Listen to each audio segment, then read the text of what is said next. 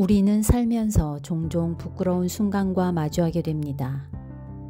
여러분들은 유년 시절을 떠올리면 어떤 부끄러운 장면들이 생각나시나요? 저는 처음 이 책을 보면서 작가는 부끄러움에 대해 어떤 이야기를 했을까 너무 궁금했습니다. 과연 그녀가 말하고 싶었던 부끄러움은 무엇이었을까요? 이 책은 2022년 노벨 문학상을 수상한 프랑스 작가 아니 에르노의 작품입니다. 강렬했던 첫 문장과 달리 내용은 제 예상과는 다른 방향으로 전개됩니다. 첫 문장은 바로 6월 어느 일요일 정오가 지났을 무렵 아버지는 어머니를 죽이려고 했다라고 시작합니다. 이 어느 일요일, 정확하게는 1952년 6월 15일을 기점으로 저자는 세상을 완전히 다른 시각으로 바라보게 됩니다. 책 내용에 관해 이야기하기에 앞서 먼저 아니 에르노에 대해 간단히 소개해보면 앞에서도 이야기했듯이 그녀는 2022년 80세가 넘는 나이에 노벨 문학상을 수상했습니다. 페미니스트 작가로 알려진 아니 에르노는 수상 소감에서 여성과 억압받는 사람들 등 모든 형태의 불의에 맞서 계속 투쟁할 책임을 느낀다.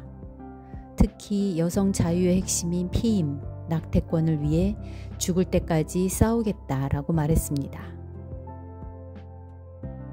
자신의 낙태 경험을 고백한 소설을 쓰기도 한 그녀는 직접 체험하지 않은 허구를 한 번도 쓴 적이 없고 앞으로도 그럴 것이다 라는 지필 철칙을 가지고 있기에 부끄러움 역시 그녀의 경험을 바탕으로 쓴 책이고 저는 편의상 내용 소개에 있어서 나를 그녀, 에르노 또는 저자라고 칭하겠습니다. 먼저 책의 전체적인 구성을 살펴보겠습니다. 책은 해설을 포함 150여 페이지의 분량으로 챕터 구분은 없지만 잦은 행가리와 널찍한 여백을 통해 작품을 총 4개의 장으로 구분했습니다.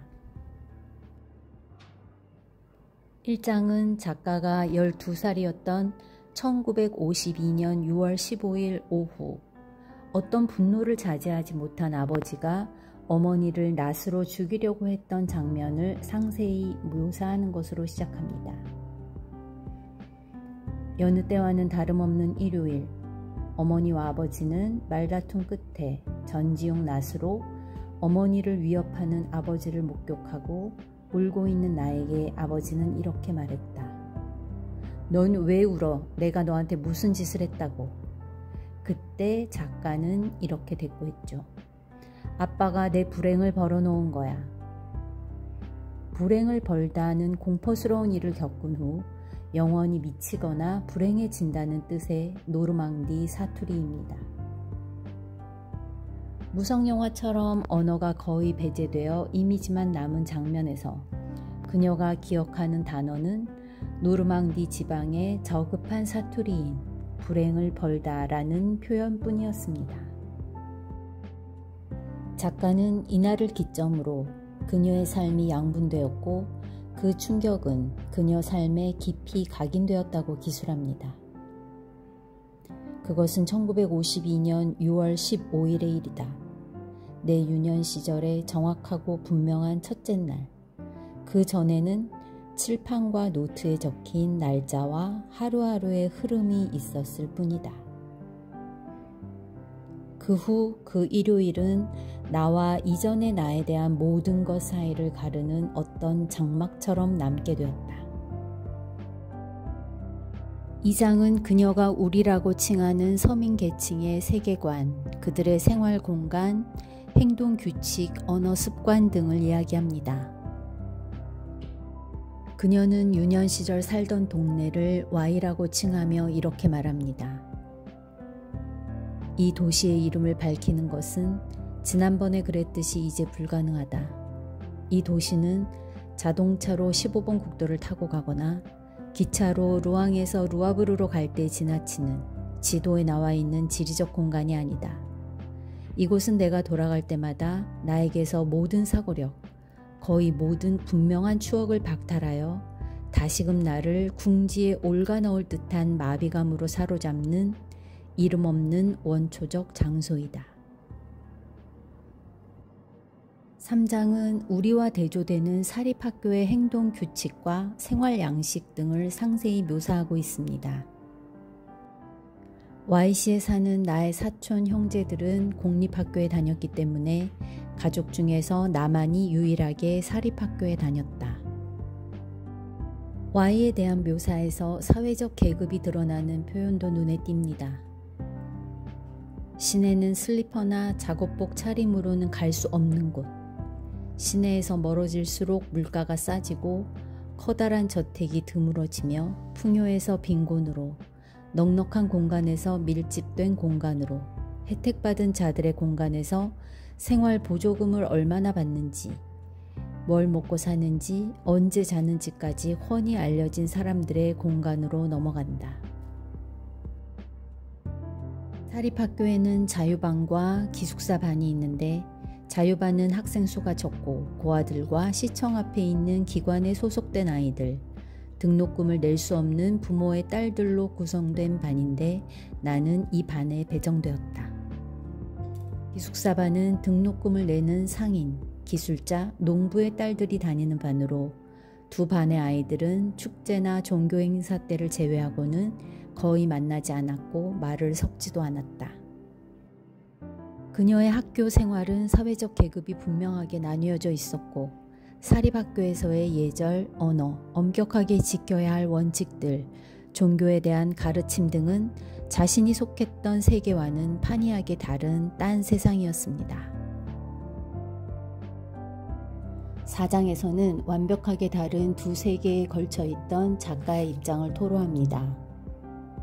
그녀가 말하는 그날의 사건 이후 그녀는 스스로를 나는 사립학교, 그곳의 품위와 완벽함에 어울리지 않는 사람이 되었다. 나는 부끄러움에 편입된 것이다 라고 말합니다.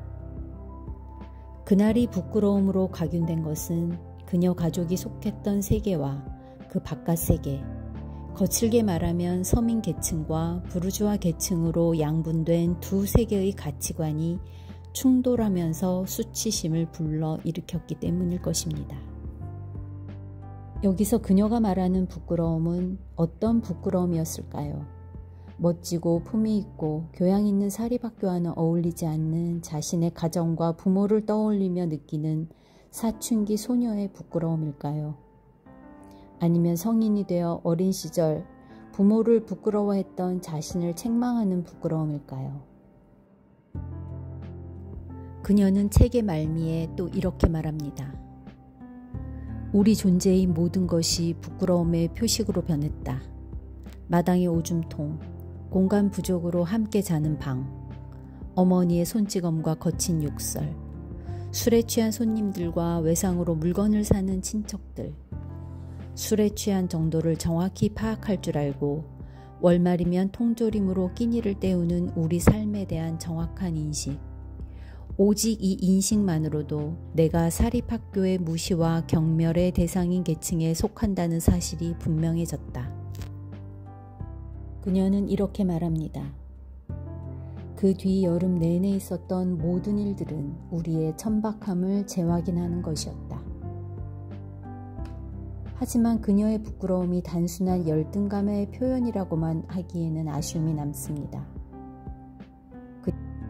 이 말을 통해 그녀는 유산자가 무산자를 물질적으로 착취해서 발생하는 불의보다도 그녀와 가족 그리고 그녀가 속한 집단이 겪었던 상징적 폭력과 소외감이 더욱 뿌리 깊은 근원적 불평등임을 말하고자 한 것 같습니다. 작가 개인의 부끄러움을 넘어 개인의 기억에 뿌리를 두고 그 시대, 그 집단의 구속과 억압, 소외 혹은 부끄러움을 말하고 싶었던 것은 아닌가 생각해 봅니다.